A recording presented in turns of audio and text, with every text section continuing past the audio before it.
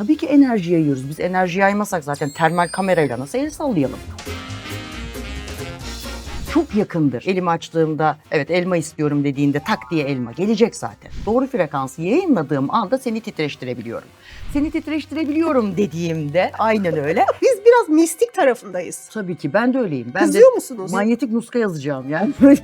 Giderek ilerletiyorum olayı. Şimdi ben düşüncelerimle adamı manipüle edebilir miyim? Tabii ki. Rüyalar benim için çok kıymetlidir. Yazarım da kalktığımda. Çok özür dilerim. Sadece öğrenciler için bunu söylüyorum. Diyorum ki bu salak yaptıysa herkes yapar. Abi gözünde büyütme. Sakin ol. Kimse çok büyük değil. Ben Oytun'a o konuda çok güveniyorum. Bazen kızıyorlar işte. Her konuda yorum yapıyor. Ya diyorum ki bak orada bir kas çalıştırmış o. O artık o kasla dumbbell'da kaldırır. İnanır mısınız bir keresinde şöyle bir şey oldu. Bir video gördüm ve diyordu ki 7 saniyede sevdiğin seni arasın. 7 saniyede değil ama 3 dakikada aradı gerçekten.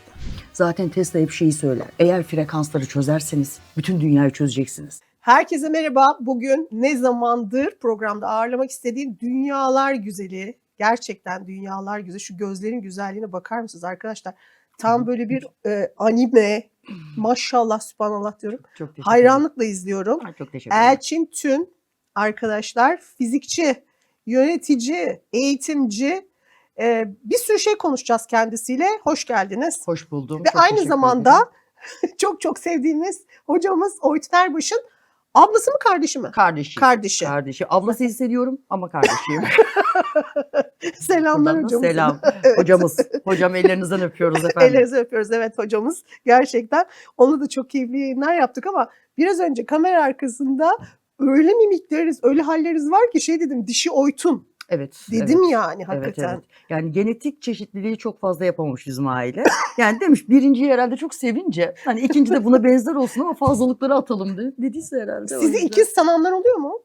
Şöyle tabii cinsiyet farklı olduğu için yani birazcık fark ediyoruz Hı ama hı. yine de tabii östrojenin canını yiyeyim gerçekten. O östrojen sayesinde çok daha anlayışlı ve çok daha mantıklı davranabiliyorum.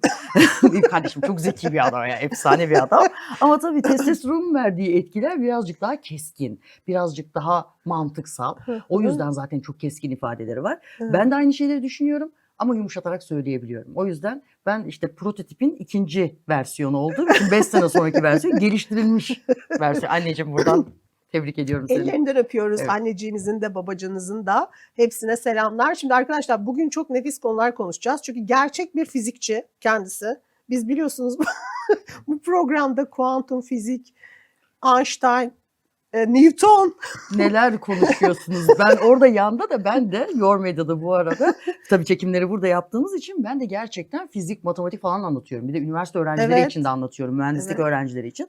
Yandan sesler geliyor bana. Garip sesler. Öyle fizikten falan konuşunca ama olsun çok mutlu oluyorum. Ne kadar güzel. Herkes bilmeli. Herkesin olmalı. Evet. Biz biraz mistik tarafındayız. Tabii ki ben de öyleyim. Ben de Kızıyor musunuz? biraz önce onu söyledim. Yani manyetik muska yazacağım. Yani giderek ilerletiyorum olayı. Kuantum tabii çok şey bir alan. Yani pandemiden sonra bize bir şey oldu. Evet. Pandemiden sonra bize bir şey oldu. Biz böyle bir yani yine Oytun Hoca'nın tabiriyle folie due diyorlarmış Fransa'da. Evet. Toplumsal delilik diye bir şey var dedi. Onun eğitimlerine gitmiştim çünkü orada söyledi. Aa dedim ne kadar güzel bir açıklama. Dedi ki bize bir şeyler oldu. Biz birazcık dedi kafayı sıyırdık pandemiden sonra. Gerçekten öyle. Biraz ama fazla uzadı sanki. Evet. Ben de bunu kendim bir psikoloji öğrencisi olarak şey diyorum. Travma sonrası stres bozukluğumuz devam ediyor galiba. Birazcık. Yani insanlar gerçekten evde oturup hiçbir şey yapmayınca bir sürü şey düşünmek durumunda Evet. kaldık. Ama ben gene de her zaman bunu söylüyorum. Hiç garipsemiyorum. Bilim dediğimiz şey böyle ilerliyor zaten. Ya uydurmayla ilerler bilim dediğim şey. Değil mi? Yani bizim o Tesla'nın bulduğu o frekanslar biraz sonra konuşuruz da frekans dediğimiz şeyler, o manyetik alanlar falan 1890'dı bu adam yaşadığında. Evet. Yani bu 1000 sene önce olan bir şey değil ki ve Evet. bunlar bir uydurmayla çıktı. Hı hı. Ve o zamanlar anlattığındaki kendi yazıları, kendi el yazısıyla Tesla'nın yazıları vardır. Şeyi anlatıyor işte Bluetooth mantığını Hı hı. anlatıyor. Yani hiçbir şekilde arada bir kablo ya da bağlantı olmadan işte elektriği iletiyor. Zaten şu anda da yapabiliyoruz. Lambaları yakabiliyoruz falan filan. Yani adam şu an yaptığımız her şeyi anlatmış ama o zaman da ona üfürükçü demişler yani. Demişler mi? ki atıyor bu kafadan. Ama biz düşünceyi var ediyoruz işin gerçeği. O yüzden hiç Evet. olmayacak bir şeyi bile aslında tamamen bunu kurup ortaya çıkardığımızda biz bunu var etmiş oluyoruz. Mesela eski filmlere bakıyoruz. İşte 2000'de Matrix çekildi ama her zaman herkes o zaman dedi ki ya biraz fazla uçuk oldu. Acaba dini bir şey mi var öğelerinde? İşte Mesih mi, şu mu, bu mu falan filan derken şimdi bakıyoruz ki gayet de evet gerçekten kendimizi simüle edebiliyoruz. Yani gördüğümüz işin gerçeği artık bir oyun kuruyoruz bilgisayarlarımızda, telefonlarımızda. Aslında o kişi benim avatarım gibi geliyor bazen. Nasıl o anlatan ben miyim?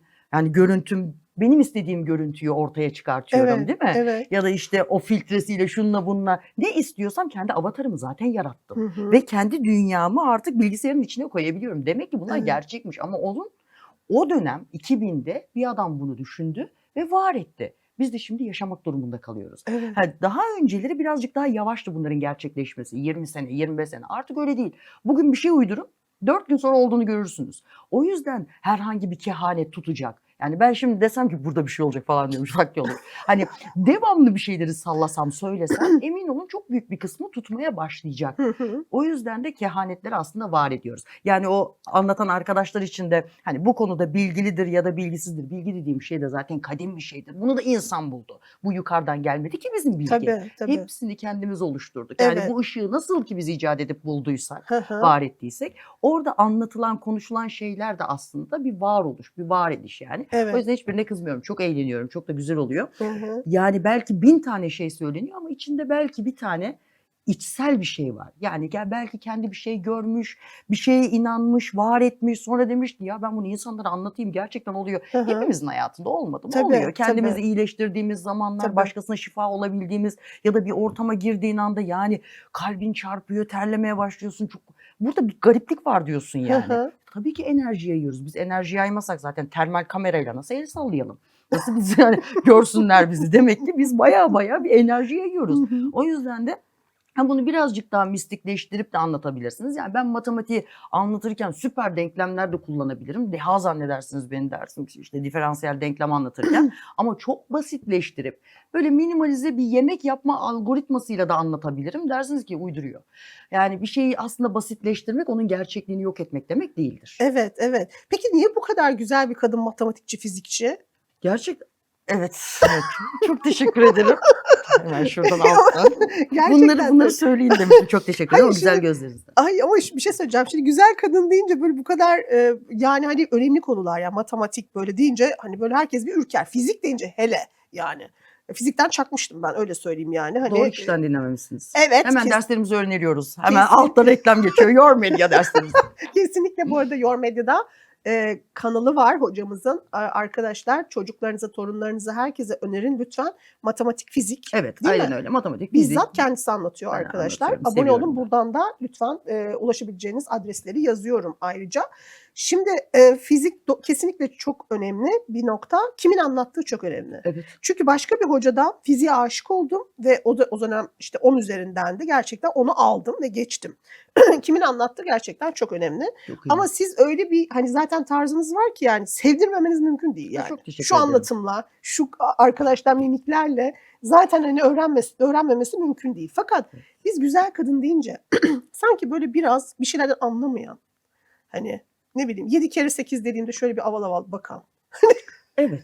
Böyle bir genelleştirme yapıyoruz. Aslında çok mantıklı o da. Şöyle istatistiksel olarak bakarsanız şimdi insanların %1'ine ortalamadan diyelim ki daha zeki diyoruz. %1 insan gerçekten çok zeki. Şimdi siz o %1 insanın birazcık da eli yüzü düzgün hani çok da yamuk olmamasını istiyorsanız hadi %1 de o olsun. Şimdi onu da koyarsanız direkt 100 tabii bir anda 2-0 10.000 oldu. Sonra diyorsunuz ki hadi bir de iş bilsin. Hani aç sefilde yollarda yaşamasın. Hem eli yüzü düzgün olsun hem biraz kafası çalışsın. Hem de biraz işte ticari olsun. Hadi %1 de. Bir bakıyorsunuz milyonda bir oluyor.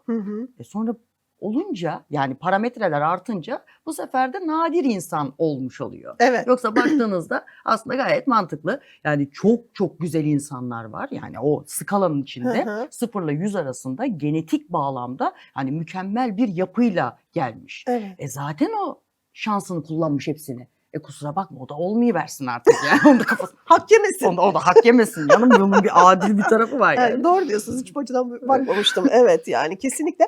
Peki uç noktalara gelmişken, şimdi sizin bütün röportajlarınızı izliyorum bu arada, gerçekten diyorum. Yani hakikaten o kadar dolu dolu ki hepsini tavsiye ediyorum arkadaşlar. Kendi kanalındakileri de lütfen seyredin.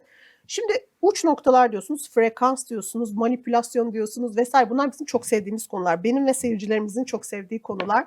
Şimdi ben düşüncelerimle hoşlandığım bir adamı manipüle edebilir miyim? Tabii ki. Yani şöyle hem düşüncenizle şimdi O düşünce zaman ben yeteneksizim demek. hiç alakası yok lütfen. Siz pirisiniz o işin de. Şimdi şey yapmayın. Açıklıyormuşum bütün özel yaşamınızı falan. Kapıdakileri gördüm ben.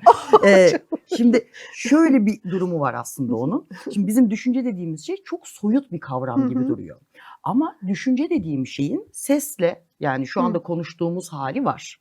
Benim vücut feromenlerimle aslında fark ettirmeden o teriyle, şununla bununla, karbondioksitle, akciğerimden çıkardığımla size ulaşan moleküllerim de var.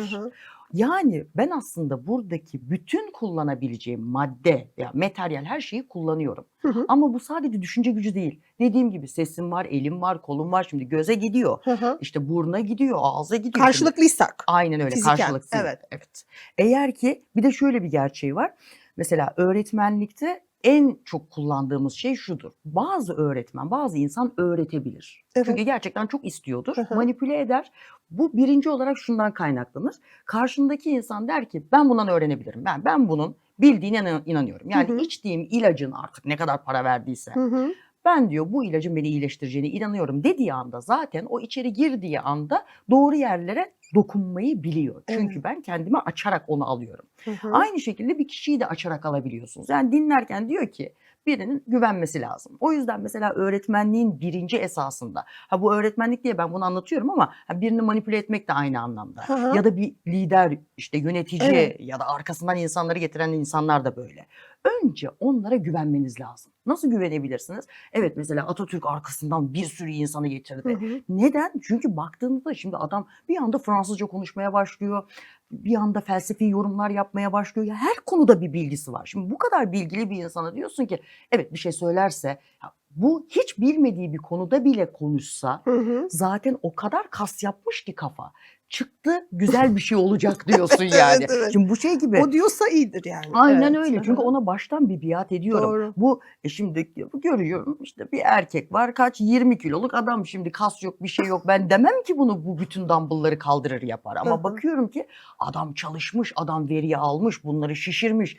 Diyorsun ki bu kaldırır. Şimdi onun kaldırır inancı gibi zeki insanların da yani gördüğümüzde şunu diyoruz. Evet arkadaşım, bu herhangi bir konuda yorum da yapsa, mesela ben Oytun'a o konuda çok güveniyorum. Bazen kızıyorlar işte her konuda yorum yapıyor. Ya diyorum ki bak, orada bir kas çalıştırmış o artık o kasla dumbbell da kaldırır. O merdivende çıkar bacak kaslarıyla, o baskette oynar. Kesinlikle. Çünkü orada bir birikim var. O birikimin bir çıktısı gelir yani. İşlemci iyi çalışmış şimdiye kadar. Bu yüzden de öncelikli mevzu şudur. İnandırmak. O inandırmak da çok büyük bir veriye sahip olmakla başlar. Şimdi çok büyük veriye sahip olunca da beyin de kaslanınca o kadar farklı frekansta yayın yapmaya başlıyor ki. Şimdi ben aynı anda diyelim, hani çok böyle özelim, büyüyünce olacağım.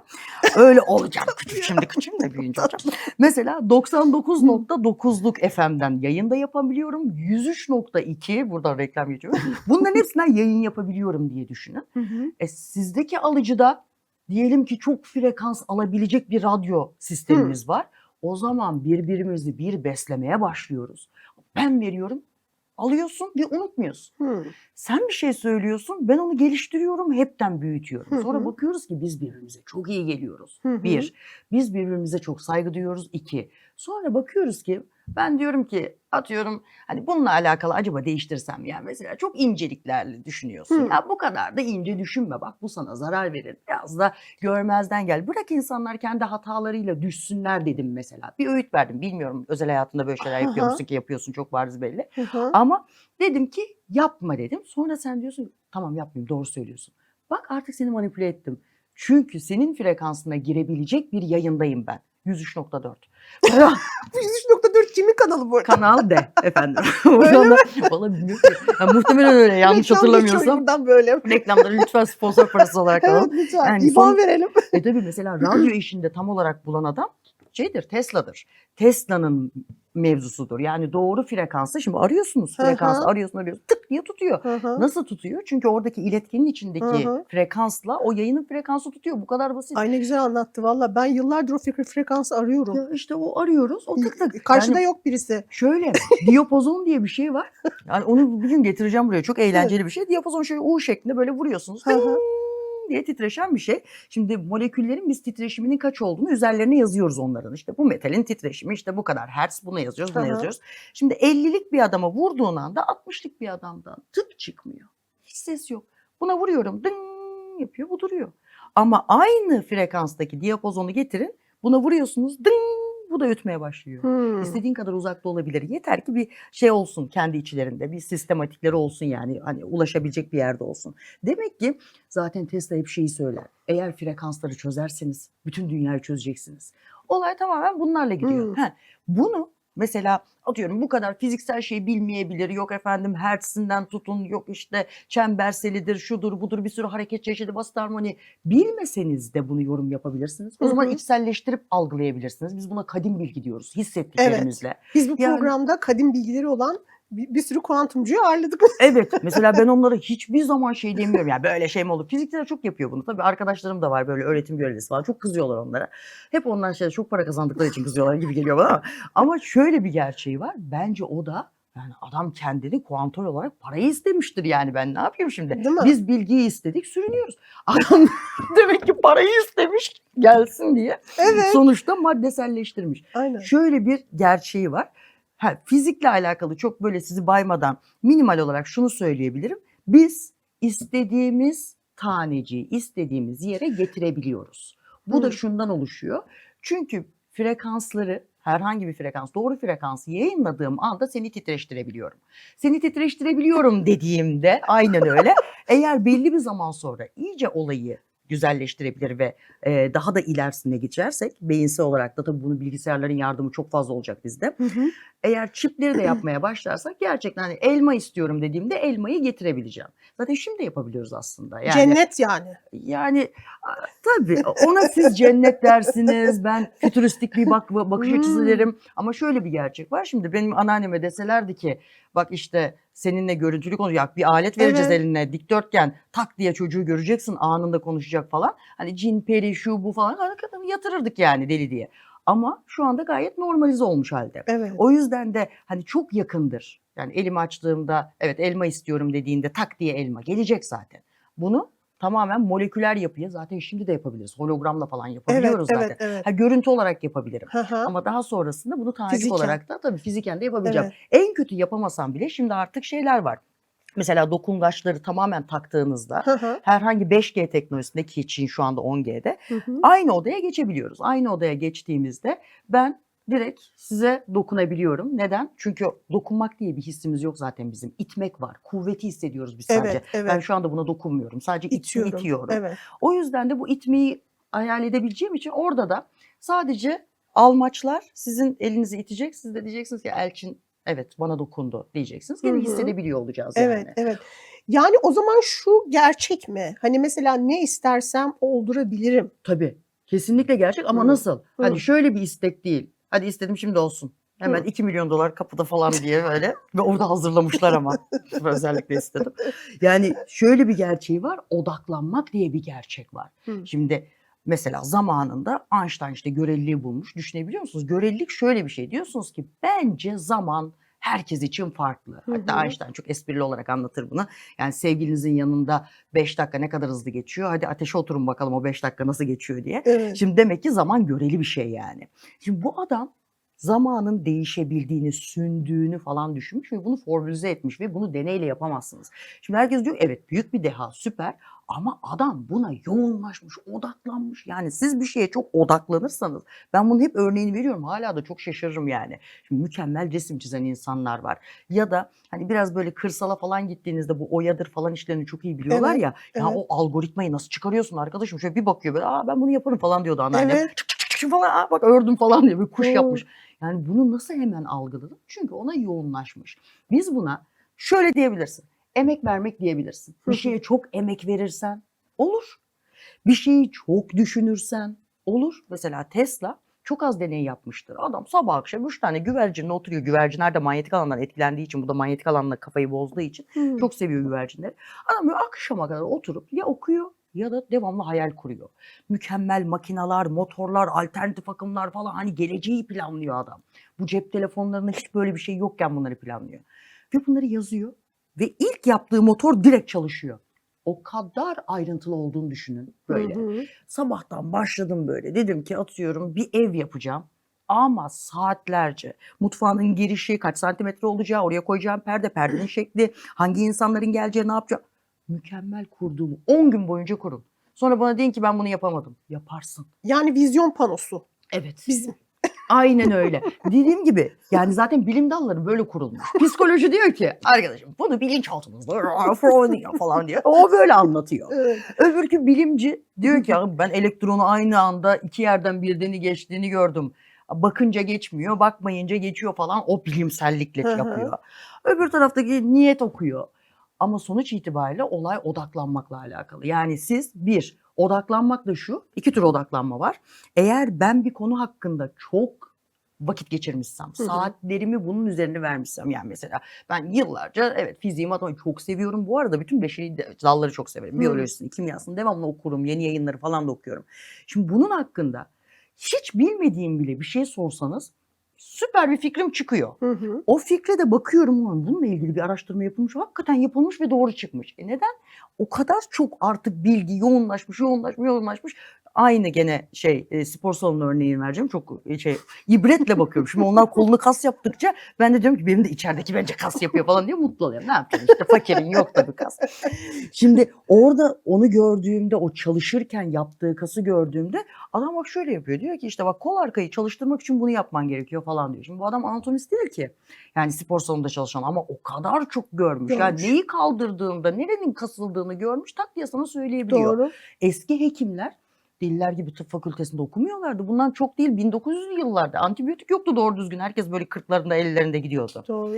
O dönemde adamlar bakarak, devamlı düşünerek, yaparak şifa veriyorlarmış. O yüzden bilim böyle ilerledi. O günlerdeki insanlara baksanız 1900'lerde diyorlardı ki mükemmel bir sistemi oluşturduk. Ne yaptık? Bisikleti buldular ya.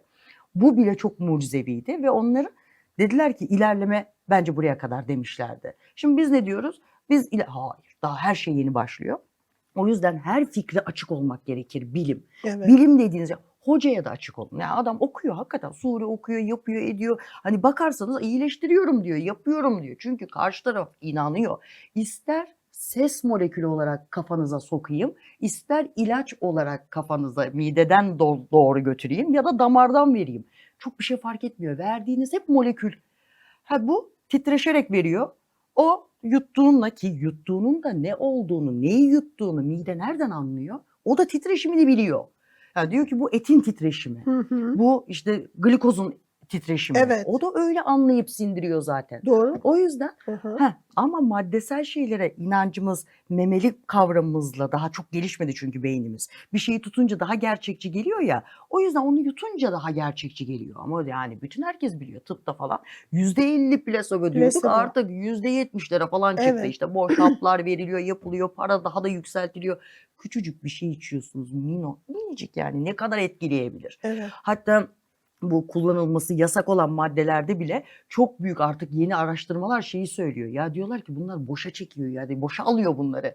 Bunun bir etkisi yok. Sen onu öyle yapacağını düşündüğün için oluyor. Hatta Cambridge'in çok güzel bir Cambridge'de yapılan araştırma vardır. İşte ilk çocukları topluyorlar. Hep beraber diyorlar parti yapacağız. İşte belli kısma mavi bir şey giydiriyorlar. Belli kısma da kırmızı tişört giydiriyorlar. Sonra diyorlar ki herkes kokteyller falan içiyor. Kokteyl içtikten sonra diyorlar ki tamam nasılız? Akşam tabii ama bedavaya yapıyorlar tabii bunu. 242 tane öğrenci üzerinde yapılmış bu. Üniversite öğrencileri üzerinde. Sonra diyorlar ki düz hatta yürüyün. Herkes dağılmış durumda. Yana gidiyor, öbür tarafa gidiyor. Mümkünatı yok. Sonra diyorlar ki ışıkları açın arkadaşlar diyorlar. Mavi olan kokteyllerin hiçbirinde alkol yoktu. Kırmızı da vardı. Maviler bir kendine geliyor. Diyorlar ki bir yanlış yapmıştık. Evet ya zaten biz bunu anlamıştık falan deyip kendine geliyor. Kırmızılar hala uzun. Ondan sonra da diyorlar ki daha sonrasında arkadaşlar karıştırdık. Tam tersiydi. Maviler almıştı, kırmızılar almamıştı diyor. Herkes bir kendine geliyor. Bitti. Yani su da içseniz bir şey değişmez. ne içtiğini, ne yaptığını zaten kendini manipüle ederek bunu yapıyorsun. Eğer bu işte uzmanlaşırsa bu sefer karşıdakini de manipüle etmeye başlıyorsun. Ne zaman uzmanlaşıyorsun? Önce kendini gerçekten atıyorum. Ben şifacıyım diye kendine inandır. Önce kendine dene. Bunu bir dene. Kendinin çok yetenekli, mesela ben diyorum ki gerçekten öğretmenlikte çok iyiyimdir. Yani çakmağı getir, integral öğretirim falan diyorum. O kadar çakmak konuş, ağlar yani. Böyle yanarak falan Morse alfabesiyle çözer. Şimdi bu kadar güvenliyken kendime diyorum ki ben her şeyi öğrenebilirim. Biri öğrendiyse ben kesin öğrenirim diyen biri olarak tabii karşımdakine öğretmeyi biliyorum. Çünkü ben kendimi zaten inandırmışım bir şekilde, yalan yanlış ama inandırmışım. Aynı şekilde eğer birini manipüle etmek istiyorsanız önce ben kendimi yeterince manipüle edebiliyor muyum? Nasıl? İstediğim anda gülümseyebiliyor muyum? İstediğim anda ya canım bugün çok sıkkın, kalktım canım çok sıkkın. Ben diyorum ki 5 dakikan var. Çabuk kendini düzelt. Çabuk çabuk çabuk o molekülü mü düzeltiyorsun, nörotransmitter mi gönderiyorsun, enzimi düzelt, bir şey yap, bir şey yap ya. De ki inancını değiştir ve ben iyiyim, çabuk. Bakayım, evet yapabiliyorum. Tamam, bundan sonra ben başkasına da yaparım bunu. Önce bir kendi deneyeyim de. Bunu devamlı değişik ruh halleri içindeyken ya da mesela her şey çok güzel gidiyor, çok normal. Ya acaba şu anda insanlıkla alakalı bir şey yapabilir miyim? Ne yapabilirim? Mesela ben ne işe yararım? Ya kendim için bir şey bulayım. Ya insanlara iyi bir şey sunmuş olayım. Ders anlatayım, tıp öğreneyim, üniversiteye gideyim, psikoloji öğreneyim, insanlara bir yarar sağlayayım. Ne zaman ki kendime komut veriyorum ve tak diye yapmayı başarıyorum. Diyorum ki yarın sabah rejimim yapmaya başlayacağım. Tamam, tebrik ediyorum. Başla. Eğer ki ben devamlı kendime şunu söylüyorum. Kendine söz dinletemiyorsan kimseye dinletemeyeceksin. Sen önce otur bir kendi içeride. Çünkü bizim kendi frekanslarımız şöyle. Burası üretiyor, buraya komut veriyor. Çok yakın. Evet. Yani bari kendine söz dinlet. Kendine söz dinletmeyi başardığın anda şunu diyebilir artık. Gerçekten ben zayıflarım, kilo alırım, mutlu olurum, şunu yaparım, bunu yap. Her şey.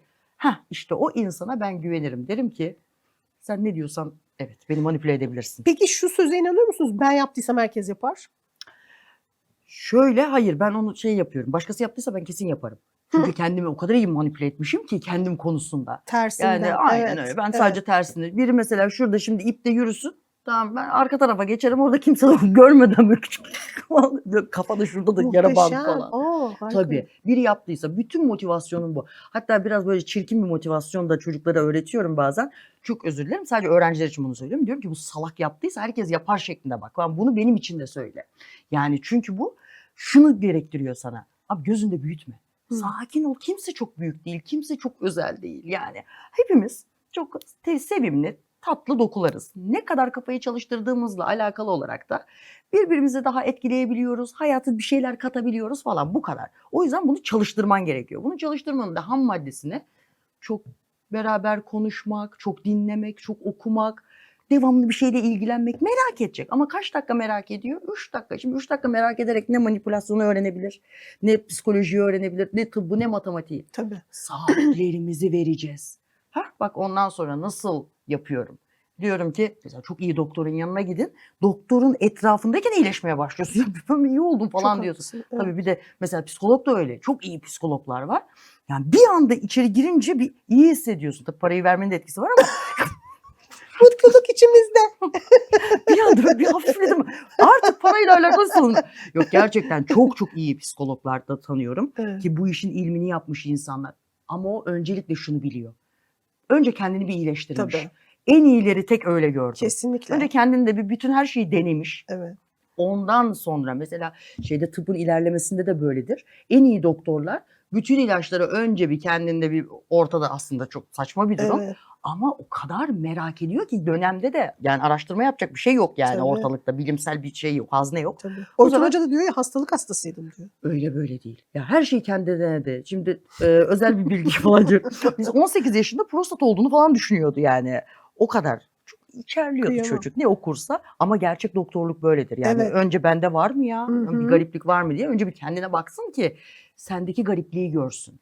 O yüzden de obsesif insanların yaptığı meslekler çok iyi. Çünkü obsesyon beynin belli bir kısmında fazladan bir döndürme mevzusu var. Hı hı. Bu yüzden de her şeyi kafasında döndürdüğü için her şeye bakıyor. Ya bu burada mıydı ya? Burada yoktu. Bu burada vardı. Dün yoktu. Var mıydı? Yeni mi çıktı?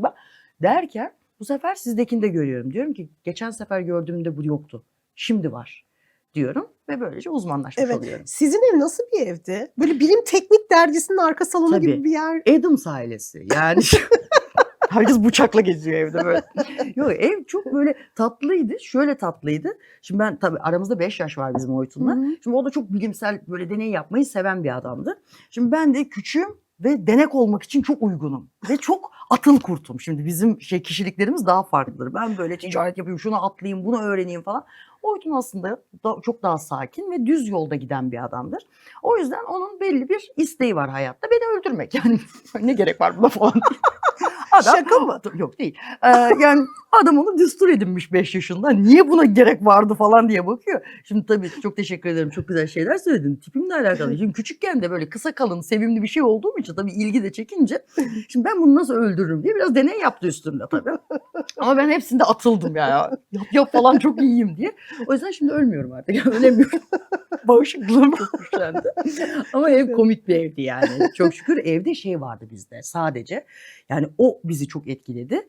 Şimdi anne ve babanın tek bir isteği vardı. O da çok bilgili insanlar. Ya onların öyle bir fantezisi vardı yani. Yani benim çocuklarım çok bilgili olacak. Hani çok zengin olacak değil, işte çok fenomen olacak bilmem ne. Hayır, çok bilgili olacak. Şimdi bu sefer de evde devamlı şey rüzgarı esiyordu. Kim daha çok biliyor? Hani ben daha iyi biliyorum. Bak ben daha çok biliyorum. Yani şöyle bir yarışma olabilir mi evde? Böyle sinek öldürücüyü falan alıyorduk Oytun'la. Ben diyordum ki işte 3 dakika bakıyordum, o da bakıyordu. Şimdi ben diyordum soru soracağım bununla ilgili. Evet, içinde etanol yüzde kaç var falan. Çocuk 12,8 falan ezberlemişiz. Hangimiz daha çok ezberleyebilecek? Aa. Çünkü bilgi o kadar kıymetli bir şey ki içeride. Hı Hani hı. kim daha çok biliyor ona yemek veriyor mesela annem. Al bu akşam öbürkü de yok diye. Hayır, ya o işin şakası ama hakikaten de böyle bir o ast üst tamamen bilgiyle değişiyordu. Şimdi bu Muhteşem. sefer de insan anne babasından öğreniyor. Yani o ne diretiyorsa, eğer diyorsa ki çok temiz olan bu evde bir yere gelir, o zaman delirirdik yani. Ben şimdi şurada aşağıda cam siliyordum. Ama bilgiyi çok yücelttikleri için bu sefer de çok okuyan tipler olduk. Muhteşem. Çok güzel olmuş gerçekten. Peki mesela dediniz ya hani mide yani bir şey hap içiyorum ve sonuçta o titreşiyor Evet, orada. evet. Şimdi diyorlar ki mesela hani suyun da bir hafızası var. Su da titreşiyor. Evet. Mesela suya kodlamalar yapılıyor. Bilmiyorum Yapıyorlar. hani yani bilimsel açıdan bir sormak istiyorum. Yani sizin bu konudaki bilginizi, fikrinizi değil de bilginizi.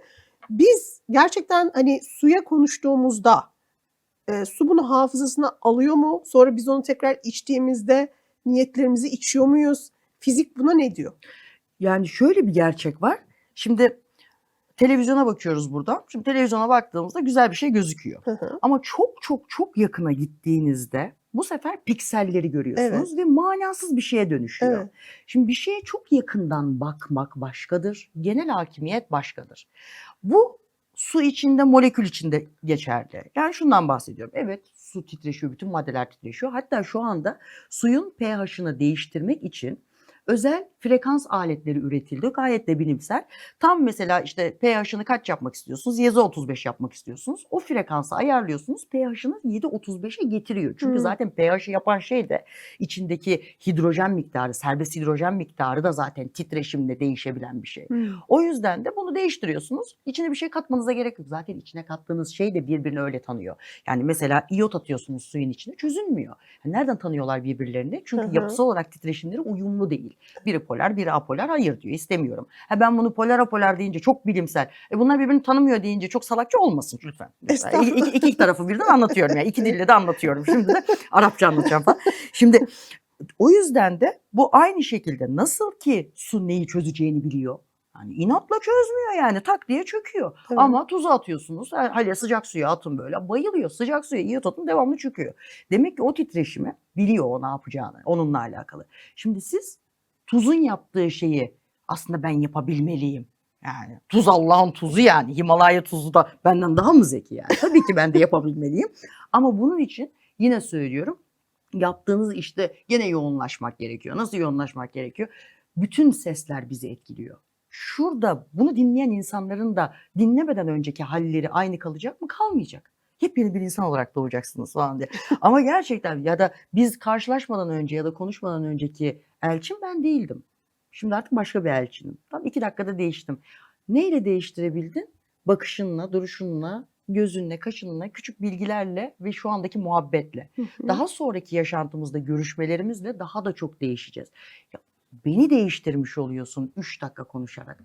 Bir molekülü mü değiştirmemişsin sence? Yani bu çok mu şaşırtıcı yani? Benim Tabii. için evet. Yani tabii ki bir molekülü değiştirebilirsin. Yani ona verdiğin niyetle, şunla bununla, yani size suyu veren insanın bile kıymeti çok başka. Yani şifa olsun diye verebilen bir mental var. Yani anlamaz mısın mesela iyi niyetle sana bir şey yapmak Tabii. istediğimi? Bir anda iyileşirsin. Evet. Yani normalde mesela hasta yatarken çok istekle yanına gelip ya gerçekten kalkmanı istiyorum, gel program yapalım ya ne olursun çok eğlendim ben falan deyip kaldırmak var. Yani bir de kapıyı çalıp of ya zoraki geldim ben buraya ama hani sana da yardım etmem lazım demem var yani. Hangisi işe yarıyor? Tabii ki birincisi. Peki bunun bilimsel açıklaması ne? Niyet. Yaydıkların, frekansın. Ha bunu suyun içinde mi yaparsın? Sesi titreştirerek mi yaparsın? Kokuyla mı yaparsın? Milyon tane yöntemi var. O yüzden molekülün yapısını değiştiriyor muyuz? Tabii ki değiştiriyoruz. Ama bu mucize değil.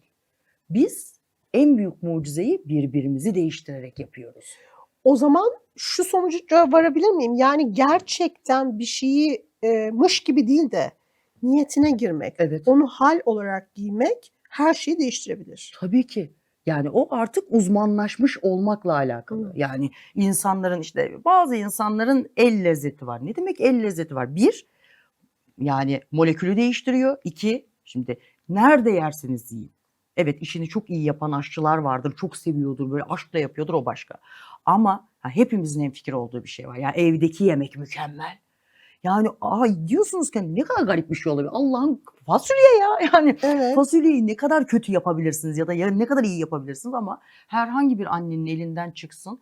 Ne olursa olsun istediğiniz lüks restoranda o tadı bulamıyorsun. Ne yaptı bu kadın? Çünkü o seni beslemek için yapıyor. O annenin yemeği denen bir kavram var. Bunu ne yapacağız? Göz ardı mı? Bilimsel değil annenin yemeği. Öyle bir dünya yok. Çünkü o istekle onları doğuradı. O istekle düzeltti. Çünkü o hayal kurdu. Ben çocuğumu bunu yedireceğim işte sağlıklı olacak bilmem ne işte bunu sevecek falan diye yaptı bunu. O tabii sana şifa olur. Evet. Ama yine de çift taraflı değil mi? Yani Tabii. sonuçta hani çocuğun da burada anneye olan sevgisi, saygısı, Aynen öyle. beklentisi. Aynen öyle. Yani çift taraflı çalışıyor bütün bu mekanizma o zaman. Kesinlikle. Tabii işte dediğim gibi Hı yani hı. şu anda radyo frekansı içimizden geçiyor şu anda elektromanyetik dalga olarak. Ama ben mesela şu anda bir Seda Sayan şarkısını söylemiyorum, çalamıyorum. Neden? Çünkü radyo yok ortalıkta. Yani titreştiremiyor demek ki beni. O yüzden de tabii karşılıklı olacak. Yani Evet. ben de titreştirebileceğim. O da benden o alıcıları açacak. Yani o yüzden de birbirimizi etkileyebilmemiz için mesela işte bütün dinlerde hepsinde ritüeller vardır. Ritüeller aslında insanları inandırabilmek içindir. Okursunuz, müzikler, değişik ortamlar. Çünkü dersin ki önce o duvarını kır. Havaya sok. Evet, havaya sok. Önce bir duvarı kır. Çünkü o duvar varken hiçbir şey yapamazsın. Evet. Doktor da yapamaz, üfürükçü de yapamaz. Kimse yapamaz. Önce bir duvarını kır. Doktor diplomayla kırıyor. Tabii ki bilgi çok başka bir şey. Tabii. Yani yıllarca çalışılmış, bilinmiş falan filan. Ama iyi etmekse mevzu, hani kimse de bir şey yapmasın yani. Evet. Türkiye'nin gerçekleri var. Türkiye'deki %90 insan vallahi hiç şey yapmıyorum ya üfürükçüye inanıyor. Yani fala inanıyor. Burçlara inanıyor yani. Kesinlikle. Böyle bir gerçek varken şimdi burun kıvırmanın alemi yok. Bunun da Evet. bir bilimsel bir açıklaması var yani. O bilimsel açıklamada o gardını çok rahat indirtebiliyor. Nasıl? Dediğim gibi o mistik havayla. Siz bir şeye inanıyorsunuz. O mistik havaya girdikten sonra ya en basitinden şimdi masaj yapmak var. Öyle patır patır. Fizyoterapistler yapıyor çok tatlılar. Bir de adam oraya mum koymuş, taş koymuş böyle meditasyon müzikleri falan var. Evet. Hangi kalkıyorsun? Evet. Öbür tarafta bu kadar bilimseller kesinlikle herhangi bir şey demiyorum. Tabii ki gerçek iyileşme orada ama sakat gibi kalkıyorsun. Hiç ambiyans yok. Peki zararı olabilir mi? Tabii olur. Hı. Aynı şeyin, iyi olan her şeyin Evet. eğer açarsan kendini Evet. aynı şekilde zarar da sağlarım. Tabii. Yani bu gene şöyle bir gerçeği var. Şimdi ben desem ki hakikaten yani mavi saç hiç yakışmamış size. Hiç olmamış yani. Bir daha mavi yapmayın çok kötü gözüküyor falan desem sen dersin ki şimdi saçma benim saçlarım mavi değil canım dersin. Bak direkt attın. Hiç sana dokunmadı bile. Allah Allah değil herhalde yani kafa gitti yani görmüyor falan dersin. Ama inandırırsam zarar vermeye başlarım. Bu yüzden de sistem şöyle. Gene kendi manipülasyonun çok yüksekse abi sen kendini zaten uçurmuşsun tamam mı? Kalkanını da yapmışsın abi istediği kadar gelsin. Yani hiçbir şey girmiyor. Evet. O yüzden insanın önce kendini tam bir tanıması. Hani bu şey demek değil yani hani deli bir narsizme geçelim. Alakası yok. Narsizmle alakası yok ama elimdeki var olan şeyi de bilirim ben. Evet. Ve onu da iyileştiririm. Yani gerçekten de şurada yani 1.80 boyum olsa kimse beni tutamazdı. Çok iyi basketçi olurdum yani. Yani Bence yine olurdunuz ya. evet gene olurum. Boy önemli değil bence bu basket olayı. Evet. Çok inanmıyorum ben buna. Yani şöyle evet. Hedefe odaklanmakla kolunu ne kadar sıçratabildiğinle falan da alakalı. Yok kesinlikle sanki. yani biri beni kaldırsa çok bir sıkıntı olmaz da. Hani basketçileri göremem yani arkadaşları göremem yani belde kalırım üstüne. Sizi tanıyamıyorum belinizi görmem lazım diye. Ay çok tatlı. Peki diyorlar ki hani para frekansına uyumlan, işte aşk frekansına uyumlan filan. Ben de bazen dinliyorum o çalışmaları. Açıyorum böyle diyorum ki hadi uyumlanayım falan. Evet. İnanır mısınız bir keresinde şöyle bir şey oldu. Bir video gördüm ve diyordu ki 7 saniyede sevdiğin seni arasın diyordu. Ve ben dedim ki bu ne ya dedim nasıl bir şey dedim. Bir deneyeyim dedim ne kaybederim dedim. 7 saniyede değil ama 3 dakikada aradı gerçekten. Ben bunu yaşadım. Yani Bilim bunu açıklasın. bilim hemen şunu açıklasın. Birincisi beynimiz mesela rüyalar da böyle aslında. Rüyalar bir memelinin hayatta kalmasını sağlamaya çalışıyor. Mesela devamlı sizi düşürmeye çalışıyor işte koşmaya çalışıyorsun koşamıyorsun falan filan tabii kasları şey yaptığı için felç ettiği için bir şey yapmayalım diye. Ama sonuçta o rüya devamlı seni yaşama hazırlamaya çalışıyor. Ya da bir şeyleri neden görüyorsun? Diyor ki bak ben diyor bir şey seziyorum. Sen çakmıyorsun ama ben seziyorum. Mesela şey de vardır. Hep de çocuk da severim yani. Herkesin de araştırması gereken mükemmel bir konu. Adam kaza geçiyor. Beyninin yarısı gidiyor. Bir anda İspanyolca konuşmaya başlıyor. Böyle bir sürü vaka var. Yani bunu artık Tabii. üfürük de diyemezsin yani. Bildiğin Tabii. gerçekçi. Ya da piyano çalmaya başlıyor. Çünkü biz aslında her şeyi öğreniyoruz. Ama memeli olduğumuz için hala içgüdü olarak beyin ne kadar çok çalışıyorsa çok yakıyor bizimki. Çok yaktığı için de biz hep şeyi biliyoruz. Yani acilen unut. Unut, çok fazla depolama. Yani başına dert olur bu. Yani düşünsene her konuştuğumuzu, her şeyi, her gördüğümü, buradaki her ayrıntıyı ki çok büyük bir kısmını hatırlıyorum ben. Çok acı bir durum. Yani o yüzden de çok fazla silmeye odaklı. Şimdi aslında onları bir yere koyuyor ama sana çaktırmıyor. Ama beyninin bir kısmı gidince bu sefer diğer tarafı işleme koymaya çalışıyor. Diyor ki gitti bir kısmı yani bütünlemeye çalışırken tık tık tık bilgiler ortaya çıkmaya başlıyor. O yüzden zaten biz feci bir şekilde her şeyi öğrenebilecek bir yapımız var. O yüzden de hani içerisi o kadar fecaat ve dolu bir mevzu ki seni hiç çaktırmadan aslında biraz böyle uyarıyor. Diyor ki hani hiç fark etmiyorsun. Ya bak bu kadında bir şey var yani. Bak iyi hoş ama evet belki yaşadığı yerden, belki geliştiği aileden, belki eğitiminden, belki eğitimsizliğinden ama bir zarar verecek bu diyor. Ama içeride söylüyor bunu. Diyor ki bak sen bunu bil. Sonra rüyanda bunu görüyorsun tabii. Bir de diyor ki sen çok anlamadın gibi. Bir de ben 3 boyutlu yapayım sana bir de öyle göstereyim. HD. Ha, bir de HD. Hadi bir de böyle bak falan diyor. Şimdi oradaki hissi sana veriyor. Yani o kadının sana bir kötülük yaptığı hissini orada bir alıyorsun. Ama sonra böyle içine de bir tık düşüyor artık. Şimdi görseli de oldu ya. Ondan sonra da şimdi izlemeye başlıyorsun artık. Çünkü algıda seçicilik. İzlemeye başladıkça hakikaten diyorsun ya nasıl bildim yani. Aslında hepimiz birbirimize uyarıyoruz yani. Kendi beynin seni uyarıyor. Sadece doğru şekilde kendine bakabilmen gerekiyor. Mesela rüyalar benim için çok kıymetlidir. Yazarım da kalktığımda yani hiç boş geçirmem ben. Hiçbir geceyi boş geçirmem sağ olsun. Hepsi böyle görsel iletişim, paralel evrenler, kapılar falan artık ben biliyorum diyorum bu akşam neyle uyanacağız. Çünkü çok istiyorum rüya görmeyi. Niyet istihare yatıyorum falan. Çok istediğim için. Neden? Çünkü süper bir alem. Bir. İkincisi hayatın değerini bende azaltan bir şey. Hani kelebeğin rüyası mıyım falan mevzusu. Acaba rüyada mıyım? O mu benim gerçekliğim? Bu mu? Evet. Sonra her şey bir simülasyon oluveriyor. Ya evet ya hani nasıl ki oradayken inanıyordum. Her şey gerçekti. Ve orada mesela annemle konuşuyordum. Aslında konuşan annem değildi. Ben annemi konuşturabiliyorum demek ki. Demek ki ben hiç tanımadığım bir insanı konuşturabiliyorum. Onunla kavga edebiliyorum. Şimdi bu bende şeye sebep oluyor. Acaba konuştuğum kişi sen misin? Yoksa ben mi seni konuşturuyorum? Ha geliyor içimden. Çünkü aslında ben seni konuşturuyorum. Neden? Çünkü ben senden istediğim kadarını anlıyorum. Bu da bir nevi aslında istediğim kadarını anlıyorum demek. İstediğim kadarını alıyorum yani ben konuşturuyorum demek. Ve rüyalar bu yüzden o kadar böyle özgür bir alan ki seni konuşturabiliyorum, onu konuşturabiliyorum, biriyle kavga düşebiliyorum, başka bir zamana geçebiliyorum falan çok seviyorum. Mesela rüyalar tamamen insanların hayatında böyle bir çöp olmuş durumda. Bence hepsi yazılmalı. Hepsi tekrar tekrar dönülmeli, bakılmalı. Çok zekayı geliştiren bir şey. Şimdi siz ne kadar bakarsanız bu sefer ister buna bilinçaltı deyin, isterseniz işte çok daha böyle enteresan, böyle üst düzey metafiziksel. Metafizik diye bir şey yok bu arada. Fiziğin tamamı zaten metafizik. Yani ben fiziği bundan ne kadar 600 yıl önce biz bunların hepsinin bir bütün olduğunu falan düşünüyorduk. Bunlar parçalanmaz, vallahi bu bir bütün falan diyorduk Evet. yani. Şimdi atomundan kuarkına, içerisine, sicimine, deliler gibi neler keşfettik yani. O yüzden de zaten metafizik gibi bir şey yani fizik. Bir adam mesela otururken diyor ki bence bunlar parçalanır falan diyerek bilim ilerliyor. O yüzden de o rüyalar çok şey içeriyor ve siz rüyayı yazdıkça daha çok görmeye başlıyorsunuz. Daha çok görmeye başlamak için de bu sefer ritüeller oluşturuyorsunuz. İşte bu saatte yatayım, işte böyle bir duş alayım, şunu yapayım, rahat olayım falan, çünkü gerçek uykuyu almanız gerekiyor. Aha. Böylece sistem sizi devamlı uyarmaya başlıyor. Ben niye kendimle konuşmayayım? Benim birine ihtiyacım yok ki. Ondan çok yalnızım. Benim birine buradan Aa, bir güzel de insanlar yaz. Şimdi o orada DM'den yazın. DM'den yaz. Şaka. Bunlar hep şaka. Yani Bekarız değil mi? bekarım. Hı, Bekarım. Hayır, Yazın. soyadı Tün olunca. Evet, Evet. evet. Daha önce evlendim, boşandım. Hı hı. Bir tane kızım var. Allah bağışlasın. Çok çok Kaç teşekkür yaşında? ederim. 16 yaşında. Çok teşekkür ederim. 16 yumurtladım. Yumurtladım. Çok çok güzel Çocuk bir şey gelin. oldu. Çok çok tatlı bir şey oldu. Çok Aynen yaşını da öyle. göstermiyor arkadaşlar o zaman. Ay, çok teşekkür ederim. Maşallah, subhanallah. Evet, benim bebiş de biraz böyle, ya ona da bir gün inşallah değiniriz. Ben biraz böyle zorba bir anneyimdir. Herkes de beni öyle görür yani. Hı.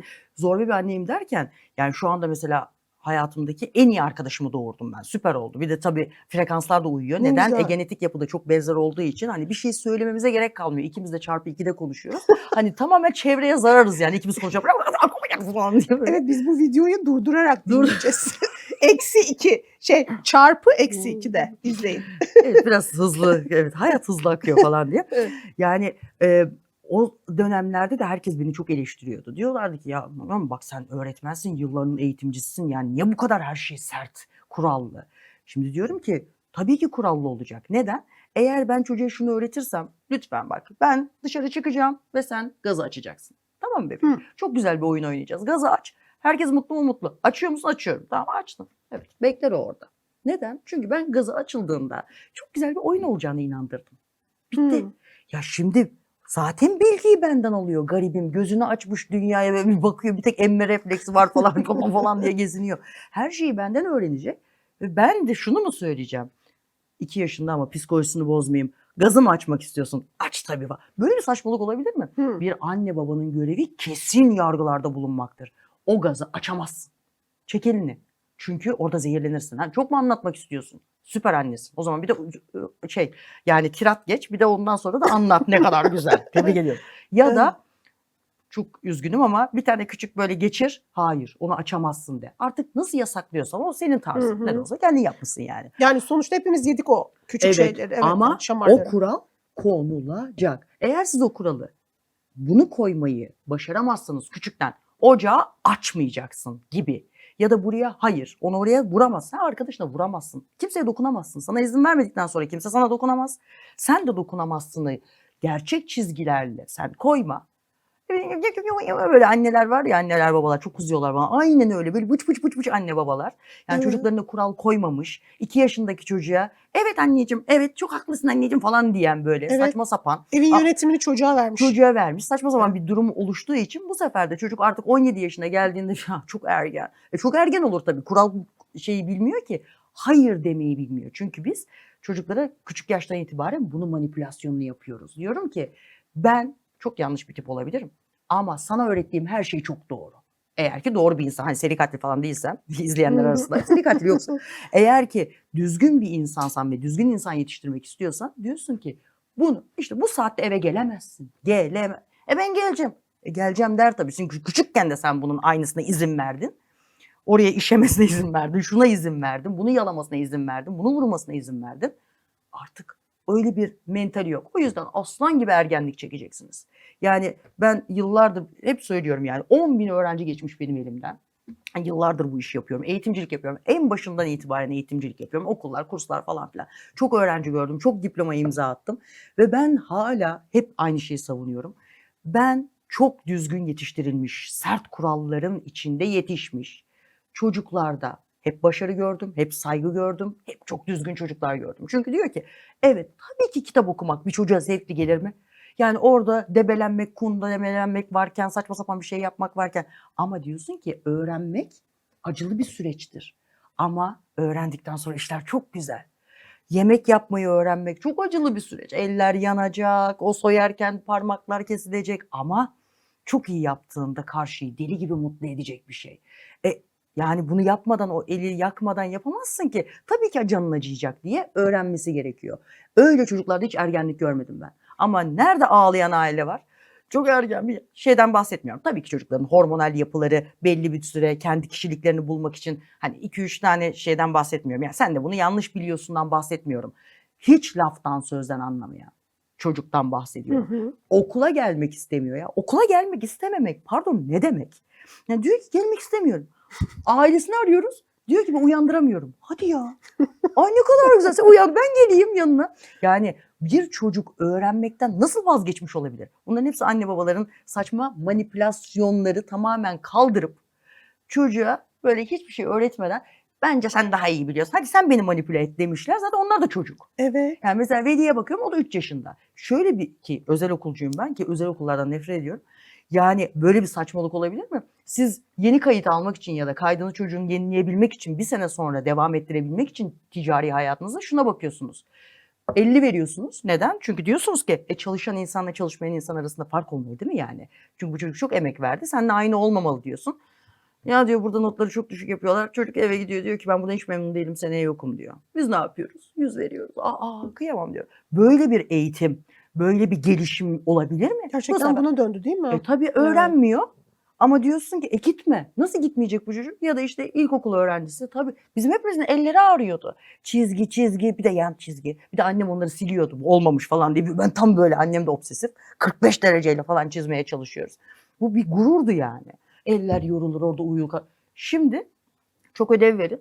Öbürsüne gelmek istemiyor çocuk. Evet. Öbür tarafta işte ödev vermeyen X okulu çok daha başarılı olduğu için ya çocuğun ağzına bakılır mı? Çocuk ne kadar yoruluyorsa İngilizce öğrenecek, matematik öğrenecek, bunların öğrenme süreçlerinin içine girecek, bazen sıkılacak ki yaratıcı olacak. Ama bakıyorsunuz ki çocuk gitmiş. Neden? Çünkü annesi demiş ki evet çok haklısın çocuğumuz çok mutsuzdu deyip böylece işte bu kadar eğitimsiz, herhangi bir şeyi öğrenemeyen, kendi kendine öğrenemeyen bir sınıf oluştu. Son kalan bizleriz. Gerçekten Ne yani yazık ki. inanamıyorum şu itiraflara. Çok acı. Yani hem özel okulunuz var Evet. değil mi? Ve diyorsunuz ki sistem şu anda buna dönmüş durumda. Aynen öyle. Peki bunu anlayabilen veliler var mı? Yani böyle Tabii. konuşuyorsunuzdur velilerle de eminim çünkü.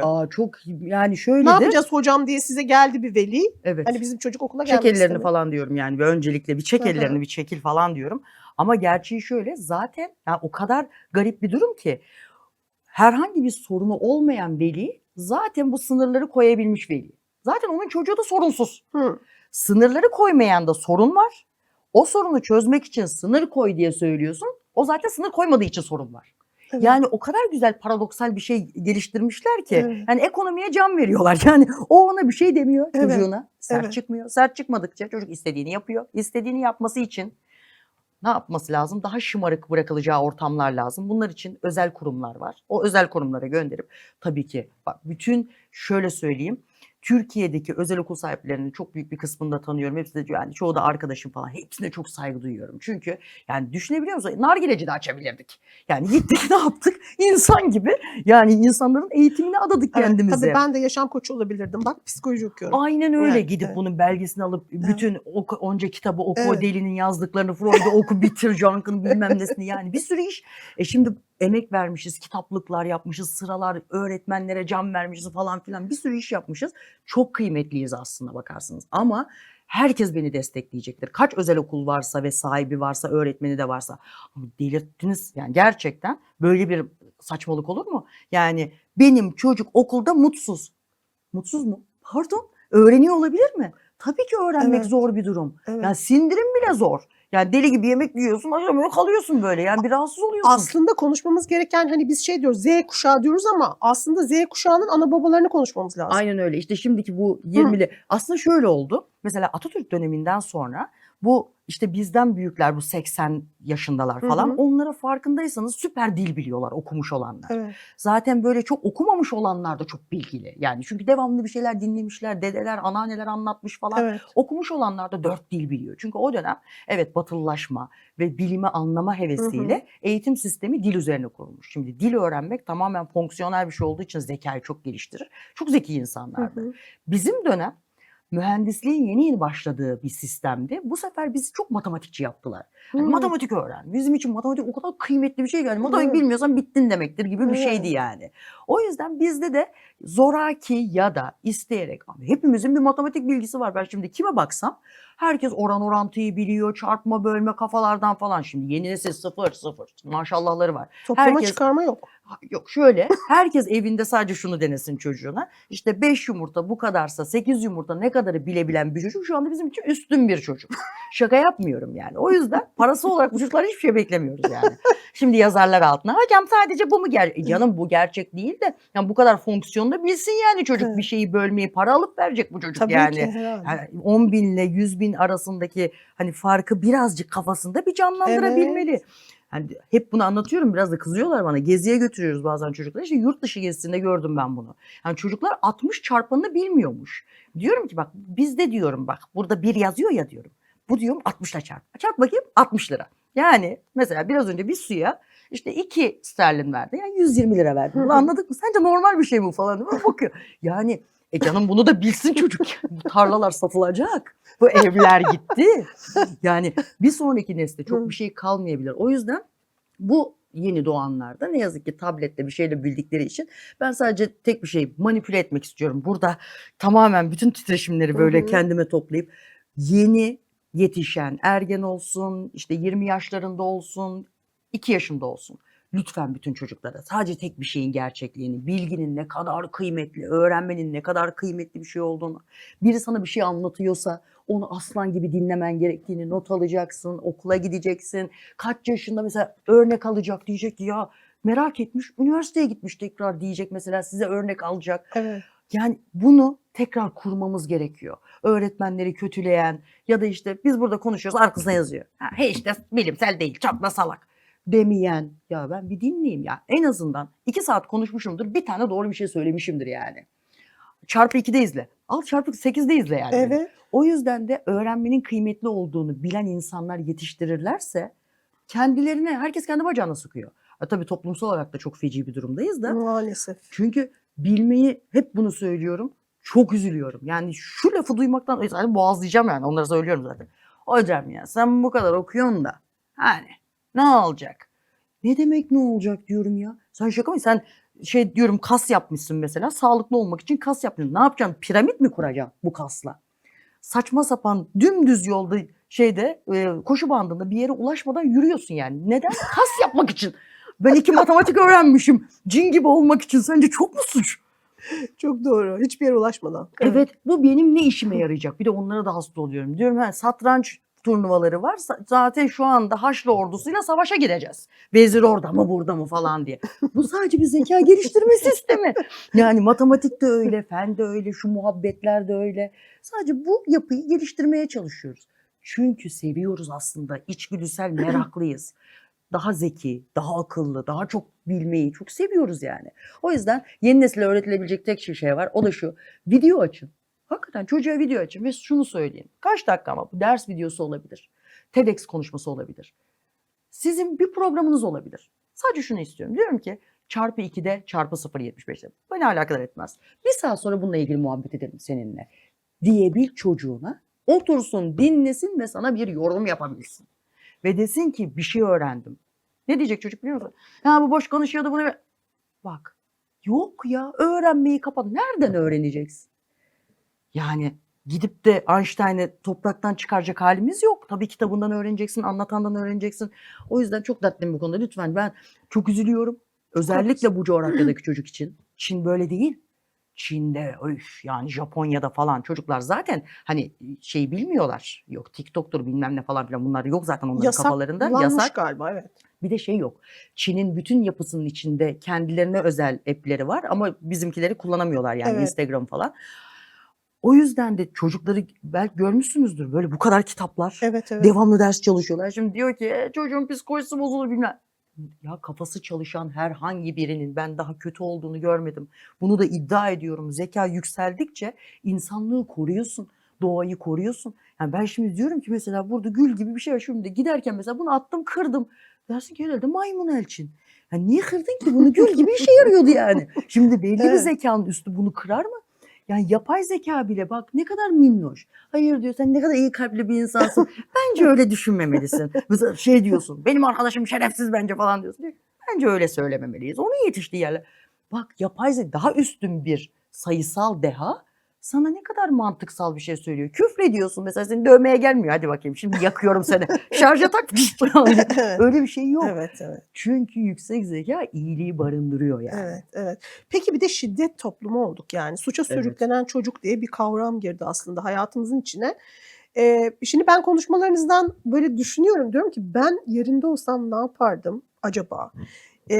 Herhalde çocuğu daha ilkokul 1. sınıftan alıp mı Tabii. taşıyorsunuz? Evet. Yani üniversite sınavına kadar mı devam Tabii ediyor bu üniversite yolculuk? sınavına kadar, üniversiteye girdikten sonra Hı hı. orada da yani devam ediyor Evet, irtibatlarımız çünkü da. misal veriyorum yani orta öğretimde falan galiba yakalanamaz bu sizin söylediğiniz çocuk. Şöyle yani eğer ki hiçbir şey bilmesin. Ben aileye de onu söylüyorum. Hiç matematik bilmesin ya da İngilizce bilmesin. 17 yaşında da öğreniyor. Bir sıkıntı yok. O açıdan demedim, şey açıdan dedim. Hani yani öğrenme hevesi açısından. Anladım. Aynen öyle. İşte o heves en başta gidiyor işte. Heh, Ne yazık ki. O yüzden yani daha Çok ilkokul küçükten. 1'den almak. Belki daha öncesinden, hatta anaokulu. Evet. Yani ilk Ay ne diyorduk ya, bir dakika. Ne güzel akıyordu. Ben Evet. burada şaşırdım. Anaokulu, kreşler falan Kreşlerde filan. falan Evet. belki ele almak Tam lazım. orada. Bir de her ailede o yaşlarda nasıl güzel yetiştiriyor çocuğu. Tabii hepsi bilinçli böyle insanlar da artık Evet. okumuş falan. Çocuğuna işte kimseye saldırma yapma etme derken böyle büyüdükçe çocuk yani artık tabii kendinde de o nefreti de hissediyor herhalde. Hı hı. Hani eleştirmeye başlıyor birilerini. Ve çok rahat eleştiriyor. Yani zaten sosyal medya bize bunu verdi. Yani ben bazen onu söylüyorum işte bir fenomeni eleştiriyor, sizi görüyor, eleştiriyor. Ben bazen bir şey söylüyorum, eleştiriyor. Gel hadi karşımda böyle konuşalım. Ama kimse yok ama orada. Yani herkes çok seviyor fenomenleri. Ben ne zaman gitsem işte Oytun'da da çıkıyor. Abi herkes aslan, parça. Çık çık çık eve gidiyor. Allah kahretsin, hiç de sevmiyorum falan. Yani size bir özgürlük verildi diye de hani birbirimizden nefret etmenin alemi yok ki. Şimdi zaten mental olarak şöyle bir gerçek var. Yani zoraki izlemek değil. Hadi televizyon olsa gene tamam. Evet. Hani evine de girmiyorum. Kapat, izle. Çok basit. Mesela hiç beğenmedim. İğrenç, çık. Hay zorla mesela bütün hoparlörlerden o şey söyleniyormuş falan. Benim söylediklerim. Böyle bir şey yok ki. Evet. O yüzden niye eleştiriyorsun? Niye vakit harcıyorsun? Niye kendini kindarlaştırıyorsun? Senin kindarlığın senin çocuğuna da geçiyor. Diyor ki herhalde doğru bir şey bu. Ben de eleştireyim. Biri çıkıyor işte saçını hiç beğenmedim. Tamam, tebrik ediyorum yani, bakma. Ben Zor. mesela çok beğenmediğim iğrenç bir şeye ben bakmam. Yani giderim güzel bir şeye bakarım. Mantık olarak güzel bir şeye bakmak varken çirkin bir şeye bakıp bu çok çirkin demenin bir manası var mı? Yani. O yüzden de tabii sosyal medyanın verdiği de bir gerçek var. Bence öncelikle bütün insanlar şey bilgisi verilmeli. Arkadaşlar lütfen hani eleştiriye açık olun. Yani ne eleştiriye açık olacağım? Ben zaten bunları biliyorum, söylüyorum. Sen otur, bilgiye açık ol ya da olma. Evet. Ya izle ya da izleme. Ya aşağıya o böyle insanlar hakkında yapılan kötü yorumların sahiplerinin hepsinin psikolojik olarak desteğe ihtiyacı var. Mesela ben gerçekten sevmiyorum değil mi? Atıyorum Elçin'i hiç sevmedim şunun konuşmasını. Yani mesai harcayıp parmaklarımı yormam. Derim ki kadın kendi halinde bu da böyle bir yol tutturmuş derim. Kapatırım giderim. Niye yazıyorsun? Niye enerji tüketiyorsun? Ne gerek? Sen mi düzelteceksin beni? Ben de okuyunca böyle Allah'ım çok kötü falan mı diyeceğim yani. O yüzden o nefret oradan başlıyor. Öncelikle öğretmeni eleştirmeyecek, kendi kardeşini eleştirmeyecek, iş arkadaşını eleştirmeyecek. Eve bir gidiyor. Sabahtan akşama iş arkadaşının ne kadar çirkef biri olduğunu anlattıktan sonra çocuğa diyor arkadaşlarınla iyi geçin. Pardon? Sen nasılsın? Yani o dedikodu kazanında. Ben şunu duydum. Bir futbolcu eşi program yapıyor. YouTube'da tesadüf çıktı karşıma. Oğluna diyormuş ki biri seni dövüyorsa sen onu daha beter döv. Evet. Bunu duydum yani gerçekten. Tabii öyle diyorlar yani. Evet, sen de kendini koru falan diye. Şimdi bu sefer de onu da çok duyuyorum. Şimdi diyor ki hocam çok zorbalanıyor, bilmem ne yapıyor falan diyor. Şimdi şöyle bir gerçeklik algısı var. Biz bunu dramayla öğretiyoruz çocuklara. Dramada şunu yapıyoruz. Mesela diyoruz ki arkadaşın sana tokat attı diyoruz. Şimdi Ha, ne akran yapacaksın? zorbalığı için mi? Tabii. Aa, süper. Yani bunların drama eğitimleri var. Hı. Drama eğitiminde yani bunu evde siz çocuğunuz için de yapabilirsiniz. Dersin ki sana biri vurduğunda ne yaparsın? Hı. Şimdi bir sürü yöntem öğretebilirsin. Dersin ki 1, lütfen uyar ve bundan hoşlanmadığını söyle. 2, lütfen onunla irtibatı kes. Şimdi çocuk ne kadar zorba olursa olsun gerçekten bu saçma sapan o gördüğümüz bir katilliğe ve saçmalığa dönüşmediği müddetçe Hı hı. çok da ilgilenmeyen bir kişi arkasını döndüğünde o zorba ona gitmiyor yani. O da Hı hı. ilgi çekmek istiyor. Çünkü o çocuklarda da şu var. Diyor ki ben iyi bir şey yaptığımda hiç ilgi çekmedim diyor. Çünkü bir şekilde Zorba olan. evet zorba Evet. olan. Çünkü zorba olan hep şöyle olmuş. Evde iyi bir şey yapmış. Mesela bir şey okumuş. Anlatmak istiyor, dinlememiş kimse. Görünmemiş. Görünmemiş. Güzel saçma sapan bir şey yapmış. Yapma öyle, karıştırma denmiş. Evet. Bu sefer düzgün şeyler başarıya ulaşmadığı için ama düşmüş kafasını yarmış, herkes yanına gelmiş. Evet. Birine vurmuş, bir şeyi parçalamış, herkes orada. Tokat bile atsalar ilgilenmişler. Tabii. Fark edilme ihtiyacı. Evet. Bu sefer de diyor ki abi benim neon yakmam için birini dövmem lazım diyor yani. Doğru. Bu da öyle öğrendiği için o çocuk da gidiyor zorbalık yapıyor. Hı hı. Çünkü o zorbalık yaptıkça öğretmen geliyor ona bakıyor. Ha diyor ki evet doğru yoldayım. Hatta adını biliyor. Evet. Onun ötekilerin adını bilmiyor. Serkan'ın adını biliyor. Adını biliyor. Aynen öyle. O yüzden de şimdi aile de kendi çocuğunu korumak için böyle bir şeye girişmek zorunda kalıyor. Aslında yapılacak tek bir şey var. Yani çocuğa evet uyarabilirsin. Mesela işte otoriteye bunu söyleyebilirsin. Otorite seni korusun. Bir kere çocuğa da o konuda da izin vermek lazım. Tak diye anne gelmesin. Yani çocuğa deyin ki lütfen git otoriteye kendin söyle. Söyle hocam ben bundan hoşlanmıyorum bana dokunamaz desin. Ve şunu da bir gerçekliği var ister inanın ister inanmayın ki sınıfın ortasında günde 8-10 saat geçirmiş bir insan olarak söylüyorum. Bir çocuk çok mantıklı konuştuğunda zorba arkadaşı bile ona yapmıyor. Yani o çok mantıklı konuşursa yani bak bu yaptığınla benim ilgimi çekemezsin. Gerçekten seninle ilgilenmiyorum ve böyle arkadaş olamayız yani. Deyip çekip giden bu mental çocuk o da gidiyor. Ya diyor ki bundan iş çıkmıyor bana. İlgilenmiyor ki.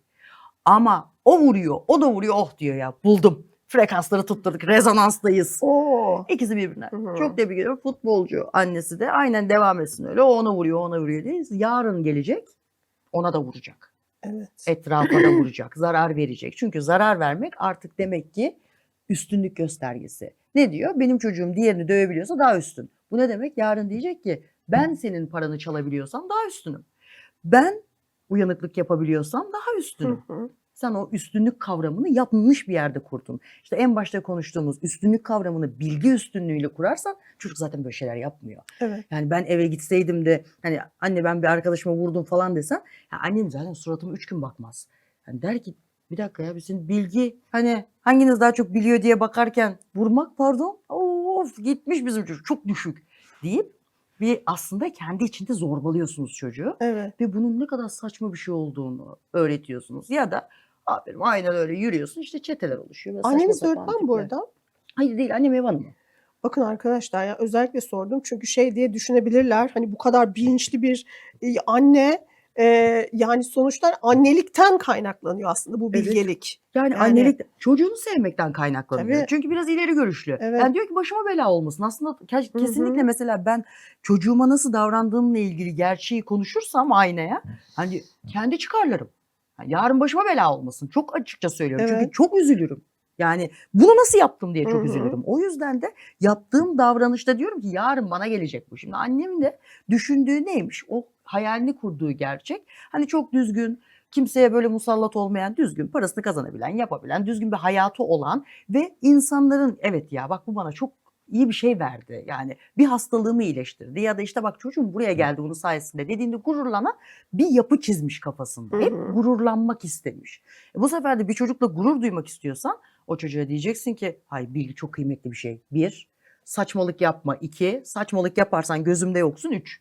Evet. Böyle yetiştirirseniz bu sefer işte o manifestme 777 346 ne dersen de bu kadar düşün bu kadar istersen tabii çocuklar böyle deli olur yani. Evet. Evet. Şimdi YouTube kanalımızın adı ne? YouTube kanalımızın adı. Evet. Şöyle bizim bir YouTube kanalımız yok. Siz varsınız şu anda. Ben normalde sadece Your Medya'da hem ders anlatıyorum yani Aha. Your Medya içeriğinde varız. Ama onun haricinde ben kendi YouTube kanalı falan yapmıyorum öyle Öyle şeyler. mi? Evet aynen O zaman öyle. Your Medya'dan izliyorlar. Aynen Ders öyle. videolarınızı. Evet ders öyle mi? videolarını. Aynen Tamam öyle. arkadaşlar Your Media sayfasına giriyoruz YouTube'da ve oradan zaten şeylerde görürsünüz. Başlık olarak Yani Elçin Tün Tabii yazacaklar tabii altta. kesinlikle. Instagram'da Evet. da zaten Hı Your hı. Medya'nın da reklamları var. Biz Evet. burada bir sürü eğitim çekiyoruz Hı zaten. hı. Diğer çok kıymetli eğitimcilerimiz de var. Onların yaptıkları eğitimlerle bizim eğitimlerimiz Your Media Akademi olarak da Hı hı. Instagram'da var. Orada da geçiyor. Orada da bulabilirler. Onun haricinde zaten adımı yazınca böyle birkaç yerde çok sevdiğim sizin gibi kıymetli insanlarla ve muhabbet ediyorum falan. Ne mutlu Eğer olur bize. da daha çok böyle öyle bir şeyler görmek isterseniz öyle yazabilirsiniz, Ne görebilirsiniz. mutlu Onun bize. haricinde Şimdi mesela oradaki videolar böyle ilkokuldan başlayıp liseye hayır. kadar mı devam ediyor? Oradaki videolar Hı. lise öğrencileri için Hı. tamamen. Yani Tamam. şöyle hani hem lise öğrencisi için işin gerçeği orada şöyle bir şey planladık biz. Fizikle matematikle alakalı tamamını izlediğinizde mesela 6 saatlik bir çalışma. O 6 saatlik fizik çalışmasını dinlediğinizde evreni anlarsınız. Yani bunun için bir şeyi okumuş olmanıza gerek yok. Ama neyi anlarsın? Bunun matematiğini anlarsın. Newton ne demiş oradan başlarsın. Hava ne, gaz ne, bu hızlanınca ne oluyor, sıcaklık ne? Hani Genel kültür genel olarak. kültür aynen Evet. öyle. Aha. Her şeyi alabilirsin ama bunu bir lise öğrencisi izlerse tabii derslerine çok yardımcı olur. Çünkü biz Tabii. zaten genel kültürünü vermeye çalışıyoruz Evet. sistemin. O yüzden de böyle çok güzel bir ortamda çok böyle tatlı bir şekilde anlattık. Çok da seviyorum anlatmayı. O yüzden böyle kıymetli bir şey olsun ve anı da kalsın istedik. Evet. O yüzden çok teşekkür ediyorum efendim. Böyle de bir ortamımız oldu burada. O dersleri de çektik. Peki mesela buradan bizi izleyen anneanneler, teyzeler, anneler, babalar ben duyar gibiyim şunu diyorlardır. Ben evladım olsa şunu derdim. Ya keşke benim çocuğum şu kadınla bir tanışsa, benim evladımın öğretmeni bu kadın olsa. Evet. Neredesiniz? İzmir'de mi? Evet, İzmir'deyim. Bu arada online'da Hı. çalışıyorum çok fazla. Zaten çok Türkiye'nin her yerinden online öğrencilerim var. Sağ olsunlar böyle çok büyük bir grupla da çalışıyoruz. Toplu dersler de yapıyoruz. Ben online olarak çok Hı fazla hı. çalışıyorum zaten. Ve yani şu ana kadar birebir çalıştığım binlerce öğrencim var. Ve tekrar söylüyorum ben hiçbirinden en ufak bir saygısızlık görmedim ki çok kızdığım zamanlar oldu. Ve kızdığım tek şeyin şu olduğunu bilirler. Ben Hı. herkese söylerim. Ayaklarını uzatarak dinleyebilirsin, yatarak ters bile dönebilirsin. Yeter ki beni dinlediğini tam olarak hissedeyim, bu birincisi. İkincisi senden rica ederek okumanı istediğim şeyler kesinlikle kitap öneririm çocuklara. İster fizik anlatayım ister matematik. İstediğim kitapları okuyacaklar, istediğim yayınları görecekler, istediğim bir şey var, bakış açısı var. Meraklı bir bakış açısı. Onu kazanmaya çalıştırıyorum. Ve şimdiye kadar bir tane bile fire vermedim yani sağ olsunlar. Hepsi de beni çok böyle sevindirdi bu konuda. Çünkü Üniversite sınavında. hem üniversite sınavında üniversite okuyan öğrencilerim de var. Mühendislik okuyorlar. Biz devam ediyoruz çalışmalara. Hı hı. Ama yani o şeyi fark etmiyor artık yaşla alakalı. Sadece bir düzene girmek, öğrenmeyi tekrar sevmek ya Hı da nasıl hı. öğrenileceğiyle alakalı bir fikri olması Hı gerekiyor. hı. Ben diyorum ki bir sürü zaten konu var. Yani ben burada anlatayım. YouTube'da bir sürü iyi hoca var. Mükemmel anlatıyorlar dersleri. Artık bununla yani devasa bir sektör bu. Ama bununla gerçek bir hocayla karşı karşıya gelmenin tek bir farkı var. Orada tanımaya başlıyorsunuz. Nasıl ki yarın danışanınızı çok iyi tanıyacaksınız Hı hı. ve o size güvendiği için artık sizin sözünüz ona ilaç olacak. İnşallah. O yüzden de öğretmenlikle öğrencinin de arasında böyle bir Hı durum var. hı. Eğer ki böyle öğrencilerim olunca ya ki oluyor da bu öğrencilerle çalıştığımızda hayatla alakalı tek bir şey öğretiyorum. Nasıl öğreneceksin? Yani kendi kendine öğrenebiliyor olman lazım ve bilgi çok kıymetli. Bunları vermeye çalışıyorum ve diyorum ki bunu anlatabilen ya da bilgili bir insana herkes hayran olacak. Gidin bana bilgili bir adam bulun ve deyin ki ben bunu dinledim ve ben bunu çok sevdim. Şarkıcıdır, şudur, budur, herkesin sanattır, şudur, mesleği başka bir yerde. Ama lütfen bilgiye saygı o çok başka bir şey. O yüzden de ben onlara tek bir şey katmak istiyorum. Bilgi çok kıymetli bir şey. Bunun arkasından gidin, merakınızın arkasından bir de her şeyi öğrenmeye çalışın. Evet. Yani ben bunu niye öğreniyorum? Ben niye Fransızca öğreniyorum? Ya sen bir öğren de. Yani çok da böyle arkasını karıştırma. Yani bugün herhangi bir Fransızda konuşurken hani ilk senin atlaman ve muhatap olarak senin yapman, kendi cümlelerini aktarman çok kıymetli bir şey. Evet. Yani tercümanla olmaz bence o işler. Evet. Şunun için de soruyorum aslında. Şimdi benim izleyicilerimin arasında hani bana bakıp şey diyenler de çok var. Biz de istiyoruz yeniden üniversite sınavına girmek ama nasıl olacak bilmiyoruz diyenler var. Şimdi ben 44 yaşındayken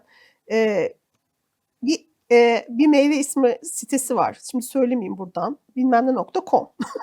Tamam. Oradan matematik öğretmeni aradım. Evet.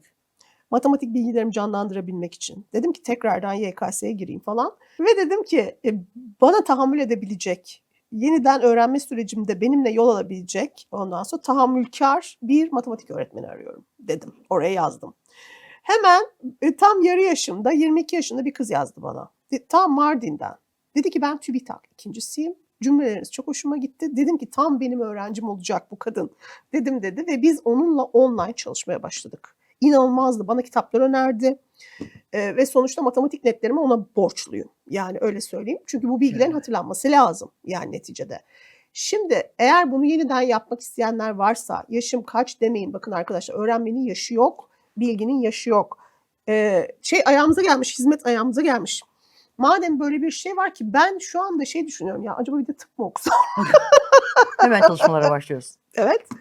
Bu geldi aklıma. Yani hani dahasını çünkü ilerletmek lazım. Daha fazla matematik yapmak lazım tabii tıp için.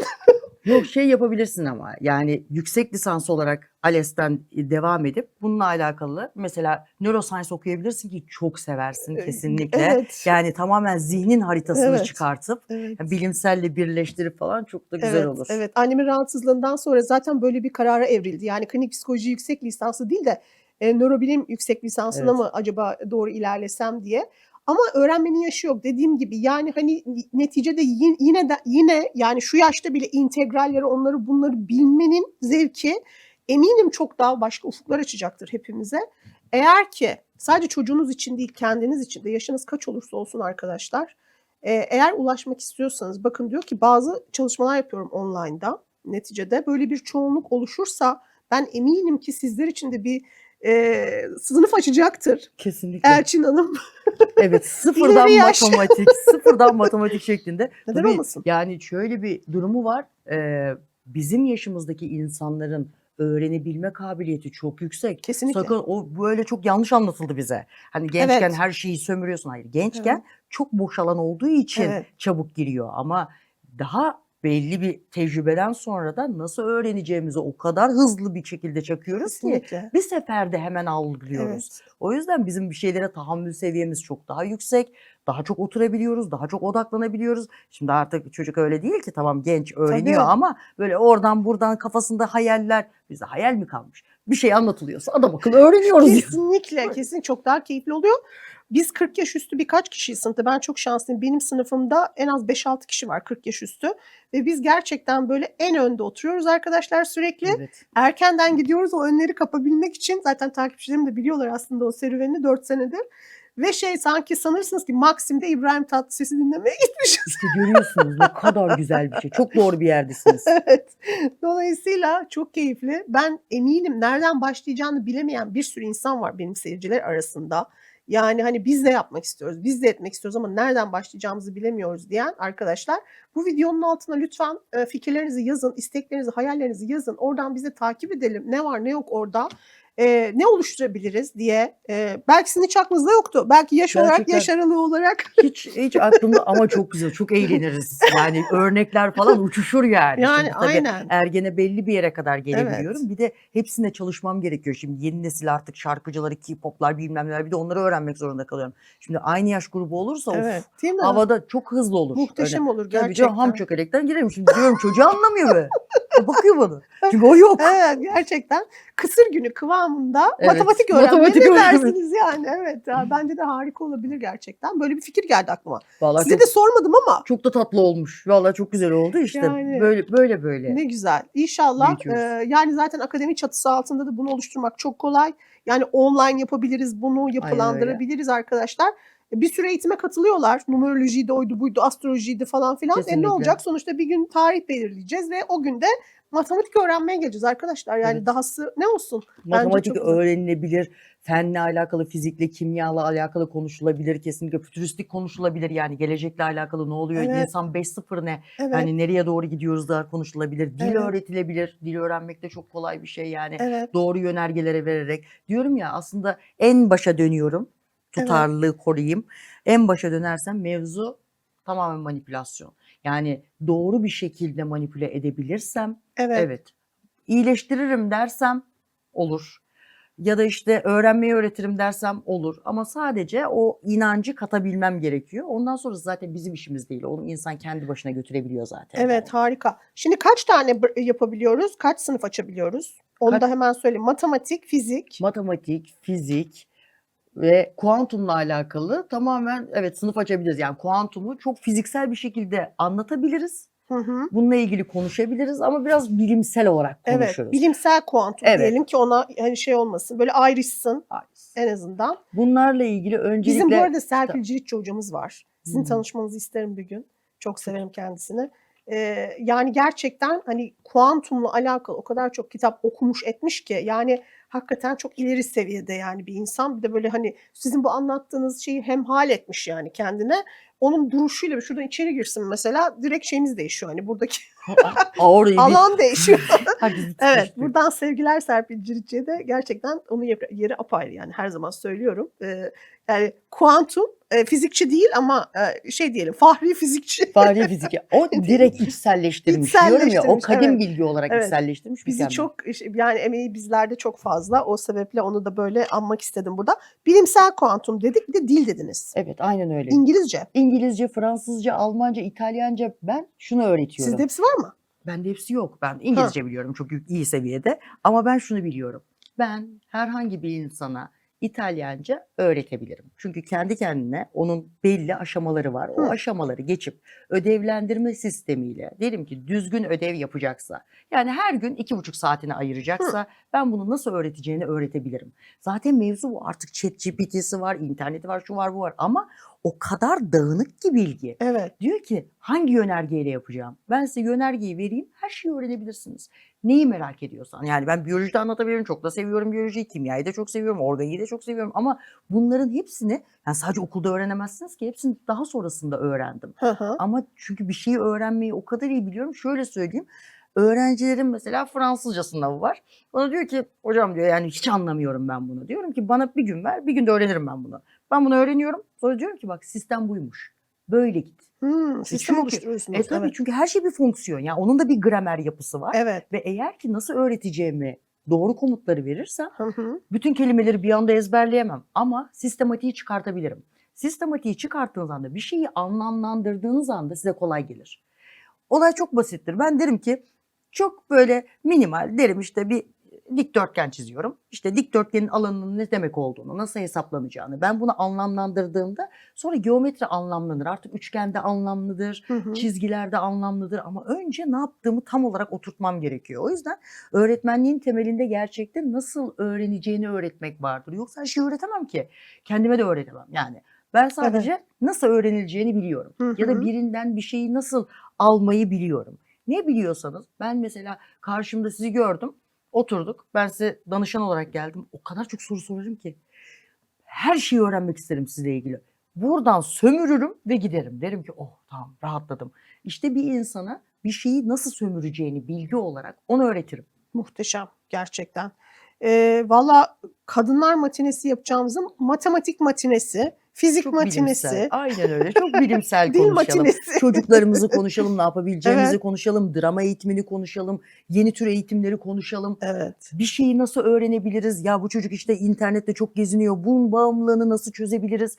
Ben buradan nasıl Hı elini hı. çekebilirim? Belki yanlış bir madde kullanıyor olabilir, yanlış bir şeylere bulaşmış olabilir, yanlış arkadaşlıklar kuruyor olabilir. Ben çocuğuma nasıl eğitim? Bu da bir eğitim, ebeveyn Evet. eğitimi. Ebeveynlik eğitimi. Aynen öyle. Aynen. Yani Hı anneme, hı. babama nasıl davranmalıyımın bile bir eğitim sistemi Hı var. hı.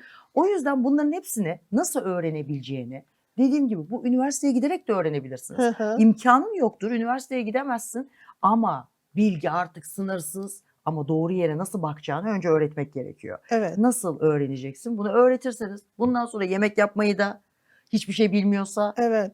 her şeyi öğrenebilir ve öğretebilir. Evet. O yüzden aslında eğitim sistemleri şu anda Avrupa'da tamamen buna yönelik geçiyor. Yani devamlı proje üzerine çalışıyor insanlar. Asla tek başına not almak diye bir kavramı bitiriyorlar. Hı Çünkü hı. diyor ki her şeyi tek başına yapamazsın. Ne yazık ki biz işte grup çalışmasını ondan bilmiyoruz. Çünkü biz tek başımıza sınava giriyoruz Evet. ve küçükten itibaren tek bir şey söylüyorlar bize: kopya çekme ve asla kimseye gösterme.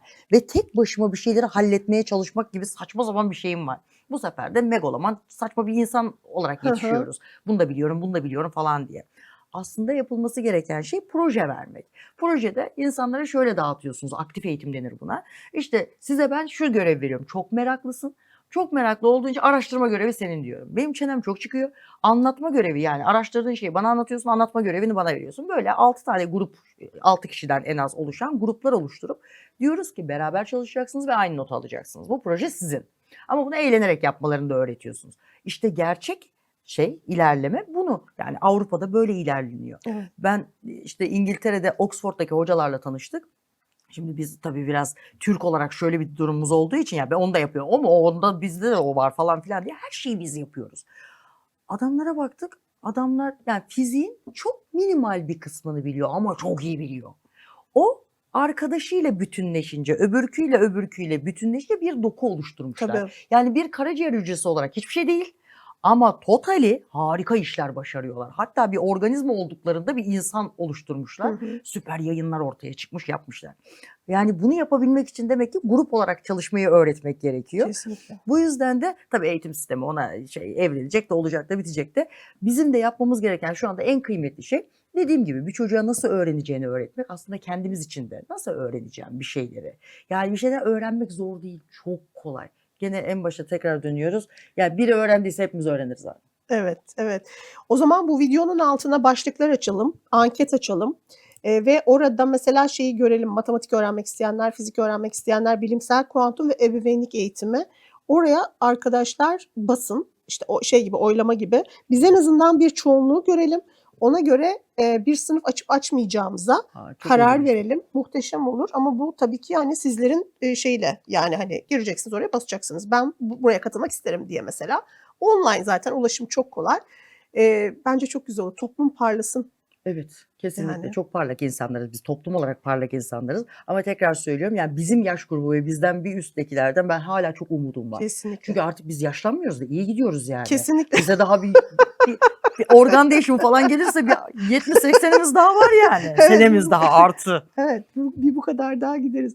Vallahi çok keyifli sizi dinlemek. Çok teşekkür Yani ederim. böyle, yani bir de şey gibi, böyle o kadar canlı canlı anlatıyorsunuz ki insan böyle konuşmak istemiyor. Böyle diyor ki saatlerce anlatsın dinleyeyim. Hakikaten öyle bir aurası var.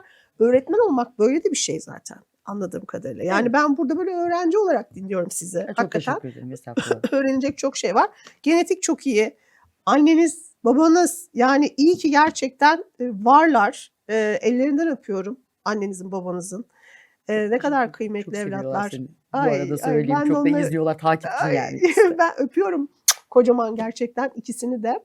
Çok kıymetli evlatlar yetiştirmişsiniz gerçekten. Diliyorum ki toplum Oytun Erbaş gibi, Elçin Tün gibi evlatlarla dolsun taşsın. Ne kadar güzel. Çok daha ileridir. Yani çok daha iyileri de olacaktır eminim. Yani inşallah böyle bir katkımız oluyorsa ne mutlu yani. Olmaz mı? Olmaz mı? Yani hani zaten Oytun Hoca hani epey bir süredir böyle toplumu parlatmaya çalışıyor. Bütün bilgilerini hani bütün programlara konuk olarak aslında oradan bakmak lazım işte. Niye her yerde, niye her şeyde değil de aslında hani ya ne kadar kıymetli bilgiler söylüyor, ne kadar doğru şeyler söylüyor. Yani onlarca kitabın içinde bazen bulamayacağımız şeyler var anlatımlarında. O yüzden çok kıymetli.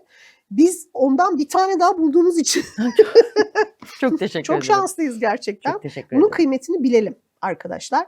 Ben de çok şanslıyım. Ne zamandır istediğim bu yayını gerçekleştirme şansına naip oldum. Çok teşekkür Nail ederim. oldum. Çok mutlu oldum. Çok da memnun oldum. Çok gurur duyuyorum. Yani aynı şekilde ben de sizinle çok gurur duyuyorum. Çok da seviyordum. Hep izliyordum. Ama yani öyle psikoloji falan bitirmek, yani bu kadar buna Estağfurullah. ilgilenmek. Madem ben bu işi ilgileniyorum, seviyorum, gidip bir de okulumu okuyayım, her şeyi halledeyim demek yani çok onur verici gerçekten. Çok Çok gurur teşekkür duyacak bir ederim. durum Çok yani. sağ olun. Çok teşekkür ederim. Gerçekten çok şanslıyım. Bu da oldu yani hani hayatımda. O yüzden çok şanslı hissediyorum ama imkansız değil. İstemek başarmanın yarısı. Sonuçta bir adım atalım. Bakın böyle bir sonuçta alan açıldı. Yani hocamız da var. Daha ne olsun arkadaşlar? Akademi de var. Daha ne olsun? Manyetik muska yazılır. Bakalım. Yani hem bilimsel hem Manyetik muska isterim ama. tabii ki. Senin için özel yapacağım bir tane. İçinde de dalga denklemi, Schrödinger'in. Hani doğa olarak yazdım. O kedi buraya gelecek. Çok iyisin hocam. Hocam ilk olsun ama son olmasın bu yayınımız. Vallahi çok keyif aldım. Daha konuşulacak bir sürü şey var sizinle. Ama bu ilk olsun arkadaşlar. Böyle bir tadımlık. Biz sık sık sizi ağırlamayı çok isteriz. Evet, ben de çok sevinirim. Ne zaman istersen. Çağır, hemen gelirim. İzmir'den geldikçe buraya Tabii uçar gelirim. Dükkan Her hafta sizin. geliyorum. Dükkan benim. Yan taraftayım falan. Çok teşekkür ediyorum verdiğiniz Ben kıymetli teşekkür bilgiler ederim. için. Hakikaten iyi ki varsınız. Bana bir harf öğretene 40 yıl kölesi olurum demiş. Ne demiş Atatürk? Gerçekten öyle. İyi ki varsınız. Hep olun. Çok teşekkür ederim efendim. Seviyorum sizi. Ben de sizi seviyorum. Yorumlarınızı, sorularınızı videomuzun altına bekliyoruz. Arkadaşlar Your Media Akademi'ye girip Elçin Tün'ün bütün eğitimlerini oradan takip edebilirsiniz. Buradan tekrar paylaşıyorum. Hepinizi seviyoruz, öpüyoruz ve yeniden buluşuncaya dek en güzele emanet olun diyoruz. Hoşçakalın.